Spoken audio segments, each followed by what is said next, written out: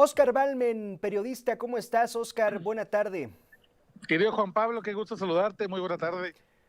Vaya semana la que estamos cerrando respecto a noticias entre México y Estados Unidos, sobre todo noticias ligadas a capos del narcotráfico, organizaciones terroristas, diría Donald Trump. Y la última, este sábado, $10 millones ofrece el ICE por la captura de Iván Archibaldo Guzmán, a quien describen como un hombre de mirada ardiente, Óscar. Sí, así es, hermano, pues una semana cargadita de información, temas de seguridad. Además, para añadir a tu recuento, el tema de estos drones que supuestamente estarían tripulándose con permiso del gobierno mexicano, que sobrevuelan Valle de Bravo y Tejupilco, dos bastiones importantes de la nueva familia michoacana. Al mismo tiempo, la presión que ha ejercido el gobierno de Estados Unidos también para más detenciones del lado de la Malliza. Es decir, vemos cómo realmente una presión generalizada para que el gobierno de México redoble esfuerzos en temas de seguridad, y esto pues evidentemente tiene la capacidad de generar problemas graves de gobernabilidad en México, todo el país. Es una línea muy fina que hay que hacer entre, pues sí, claro, hacer cumplir la ley, ir tras los criminales, al mismo tiempo buscar que no se rompa el orden social, que eso no genere un problema para la población civil, y al mismo tiempo pues agradar a los vecinos del norte. Si tú es una operación quirúrgica que hemos visto como en los últimos días se ha transformado en una tarea y una operación de Estado. Empezamos, si quieres, por el dron. El lunes pasado cuestionaban a la presidenta Sheinbaum a partir de una entrevista que la semana pasada hubo en Fox News, donde un funcionario estadounidense hablaba de la presencia de aviones no tripulados en México, específicamente en la zona fronteriza. Decía el gobierno mexicano que no, que esto no ocurría y que no ocurriría, y que si ocurría sería bajo la anuencia del gobierno mexicano.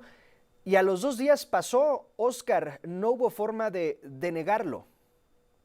Sí, claro. Me parece que estos 2 días que se le dio a la presidenta Claudia Sheinbaum, digamos, de lunes para miércoles, le permitió preparar el argumento para explicar qué hacía un dron tripulando justo los bastiones de la nueva familia michoacana.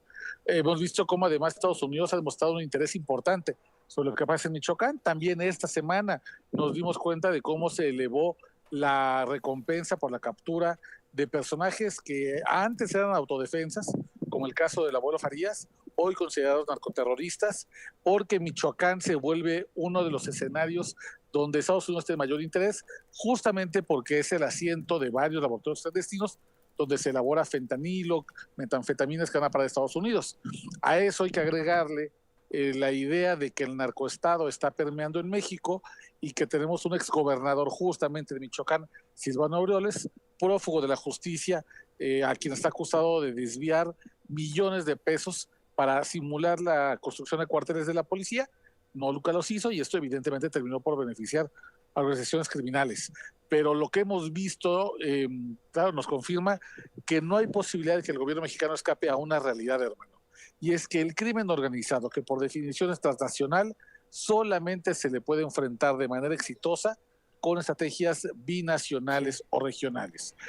La presidenta Claudia Sheinbaum tendrá que buscar cada vez más en su catálogo de expresiones, justificaciones para poder hacerle ver al pueblo de México que estas operaciones con drones, con submarinos, con tropas, pues se vuelve cada vez más necesario si se quiere realmente combatir al crimen organizado. Ahora, se necesitará una justificación, Óscar, y yo no sé qué palabra podríamos sustituir por justificación, quizás una explicación anticipada, un anuncio anticipado de, estimados ciudadanos de México, vamos a trabajar en conjunto con el gobierno de Estados Unidos y en próximas semanas pasará tal y tal cosa. O eso sería advertir a los grupos del narcotráfico, porque evidentemente, bueno, desde mi punto de vista está bien que Estados Unidos venga por los narcos y se los lleve.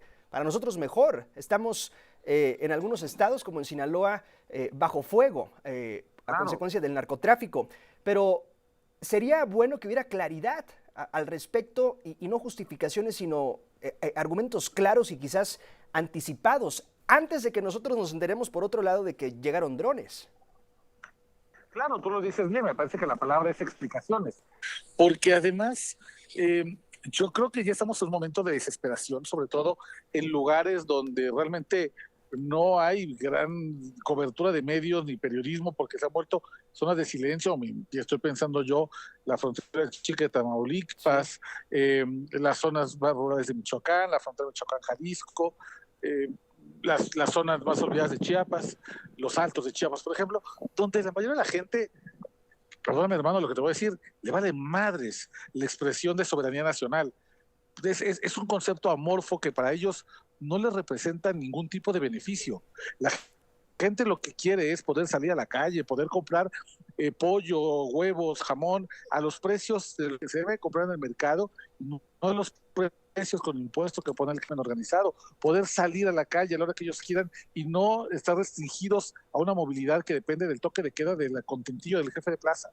Por eso cuando me parece que la presidenta dice es que tenemos que defender la soberanía nacional, yo creo que habría que preguntarle a muchos mexicanos si de verdad ellos creen que ese concepto amorfo, etéreo, es más importante que desarrollar una real cooperación binacional para que con la fuerza del gobierno de México y de Estados Unidos podamos acabar con el crimen organizado.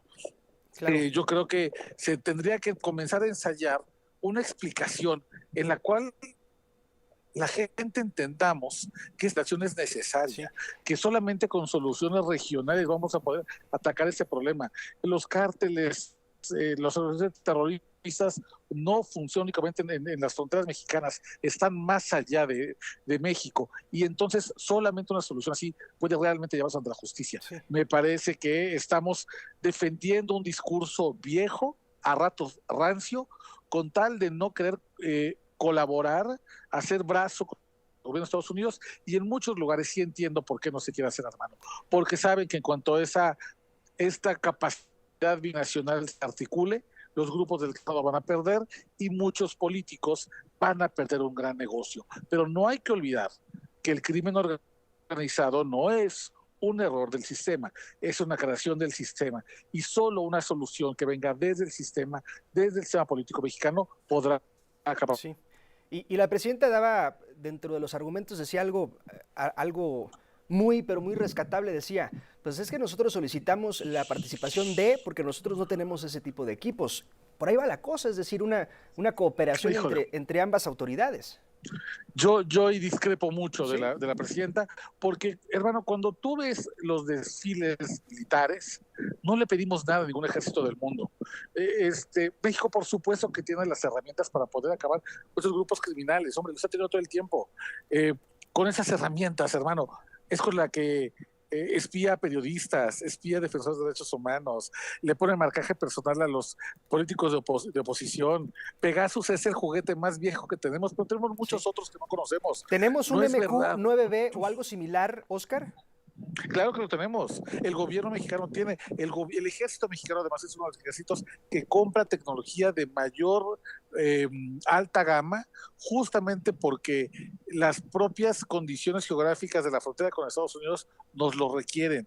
El tema no es que nos falten juguetes, el tema es que no queremos emplearlos o simplemente no se ha hecho público que los compramos, porque muchas veces los contratos de estas herramientas de alta gama están compradas con sobreprecio, con licitaciones amañadas, a empresas que están en lugares remotos o que es difícil explicar cómo se hizo esa compra. Pero, hermano, yo te lo puedo decir de primera mano, el ejército mexicano no le tiene que pedir ningún dron a Estados Unidos. Los tenemos todos. Simplemente no queremos enseñarlos. Por uno, porque se tiene que explicar compras con corrupción, y después, porque entonces nos veríamos obligados a usarlos y ya no tendremos pretexto para no desmantelar redes del crimen organizado.